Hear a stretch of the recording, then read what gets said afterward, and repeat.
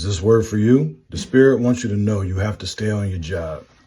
You have to stay on your mission. You have to stay on your task. It is not the time to be giving up. You know that you're doing exactly what God calls you to do, but you're not seeing the results that you thought you would see by now. And you know, as the old saying goes, Rome wasn't built in a day. And much in the same way, our lives don't unfold with the speed that we always want it to. Even when we know that we're operating inside of the will of God, even when we know we're doing exactly what God called us to do, we want to see results overnight, but that's not how God works. Everything that grows, everything that develops needs a gestation period. Babies take 9 months.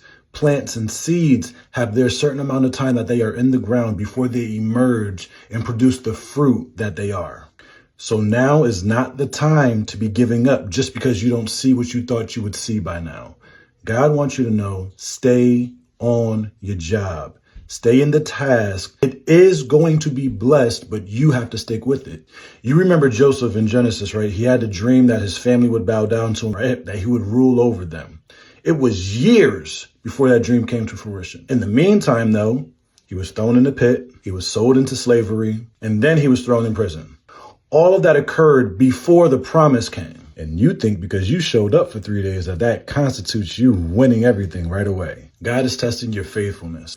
God wants to see where your heart is, whether or not you're showing up for the likes, whether or not you're showing up for the follows, if you're showing up for the money, if you're showing up for the notoriety, or if you're showing up for his glory.